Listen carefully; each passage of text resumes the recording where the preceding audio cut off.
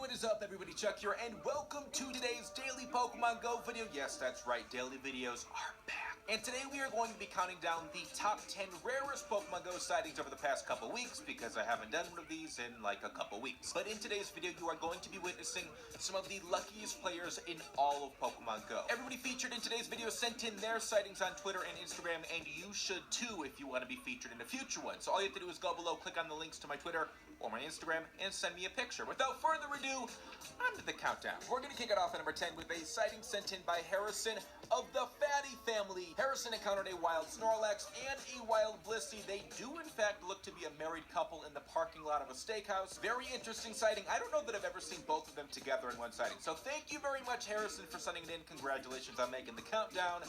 On to number 9. Now, throughout this video, I'm going to be pointing out Pokemon that I think should be raid bosses in future updates. This one right here would be a fantastic one, because I know a lot of you guys are struggling to find one, so here it is. Colin stumbled across a Pupitar and a wild Ampharos. Ampharos would make a fantastic raid boss because a lot of people don't have it yet, and it's Ampharos, and Ampharos is dope. So thank you very much, Colin, for sending that one in.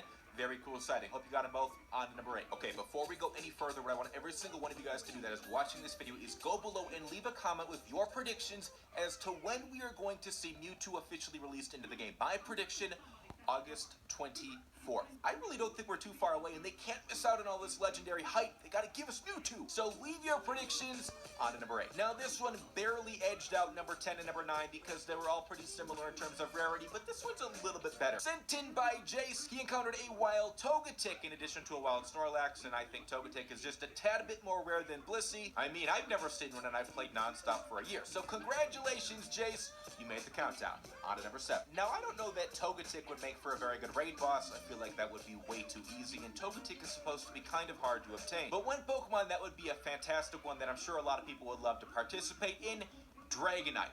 We got one here. BJ sent in this beautiful sighting of a Machamp and a wild Dragonite, both hanging out at Pokestop with the Dragonite gym in the distance. Very, very cool, although it makes me kind of sad right now that Dragonite isn't as prominent in Pokemon Go as it used to be. I mean, if you had a good Dragonite 5 months ago, you were king of the castle. Now you could have 10 Dragonites and they're just simply not very useful in legendary raids, and that just makes me kind of sad. Anyways, BJ, very cool sighting.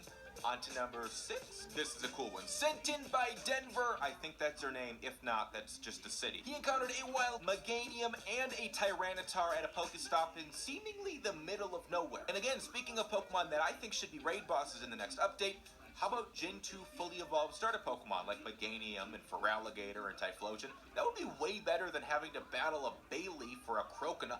That's not fun. Nobody does those. But any sighting featuring a Tyranitar and some other cool Pokemon is gonna make the countdown. So Denver, if that is your name, congratulations on making it. On to number 5. Now, number 5 isn't exactly rare, but it is very, very impressive. So here it is, sent in by Ian, and I'm going to give you a couple seconds to just look it over, and you're probably like, Chuck, this is terrible. There's nothing. Oh my God. Check that bottom left corner. Almost 500,000 XP in one refresh. 439,000 XP. That would have probably been during the double XP event. With the lucky egg, that would still take like 110 or so Pokemon without ever taking a break. So Ian, very impressive. I appreciate you sending that one into me. I really miss double XP. Now catching Pidgeys just sucks. On to number 4. And believe me, here is where it gets interesting. The first 5 were all kind of like a tie. Like there was nothing that set any of them apart, but these next 4 are dope. So in at number 4, we've got a sighting sent in by Aniket or Aniket. I don't know. And he encountered a Sandslash family, a Rhydon family, and a wild Tyranitar. Come on, you can't tell me that that isn't awesome. And speaking again of raid bosses, one of them that I hope kind of disappears soon, Rhydon. Unless, of course, we can start teaching it rock-type quick moves, but I don't think that's going to happen anytime soon. Thank you, Aniket! On to number 3. Now, when you see this sighting, you're going to be like, Chuck, how dare you not put this at number 1? Just wait. David sent in this incredible sighting of a wild Gyarados at a Pokestop with another one that had spawned in off of a lure at that same Pokestop. A double Gyarados that just doesn't happen. That is incredible. Speaking of future raid bosses, there's another one. Very impressive. I would actually kind of like to know where that is because I would like to plan a vacation to that exact beach. I'll just sleep to sleep on the water. Now on to number 2, where we have a tie. Kind of. I just thought both of these were very, very impressive and pretty unique, so I figured I would have to mash them together to make number 2. So first up, we have Andrew, who was in the middle of nowhere in Hawaii, driving down a road, used an incense like anybody in their right mind would, and he spawned a wild togetic off of it, which in itself is just incredibly rare. But coupled with this next one, which was sent in by Frankie and is probably going to make a lot of you guys very upset who don't have this particular Pokemon, just check this out. Frankie, in the middle of nowhere, also used an incense and spawned an unknown. Now, a lot of people are probably like, Chuck, that was at GoFest. Except GoFest doesn't look like it's the middle of nowhere and also isn't in Australia, which is where his carrier is from if you look in the top left corner. So Andrew and Frankie, thank you guys very much for sending those in. Those are both very, very cool. But number 1 is something we've never seen before, ever. And I promise you guys, I did everything to double check to make sure that this sighting was in fact legit, and I am 100% sure that it is. Sent in by Sam, the king of this week's top 10, he had 2 wild unknown spawn, it looks like on top of his house. Unknown letters E and J spawned in out of nowhere. Now my first thought was, okay, that's probably really, really, really close to where GoFest was, so it makes sense. I mean, Chicago.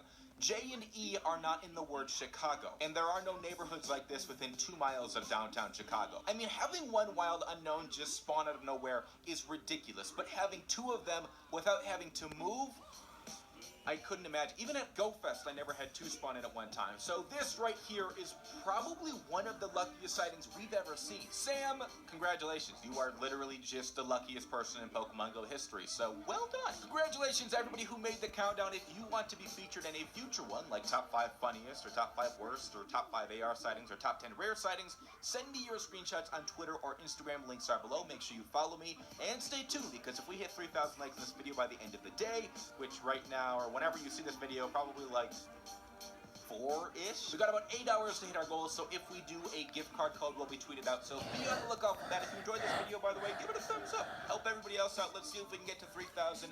If you are new here and you do enjoy Pokemon Go videos, which if you're watching this and you don't, I don't know what you're doing. Make sure you subscribe and turn your notifications on so you never miss an upload, because my videos are sometimes pretty cool. I love you guys, though. Take it easy.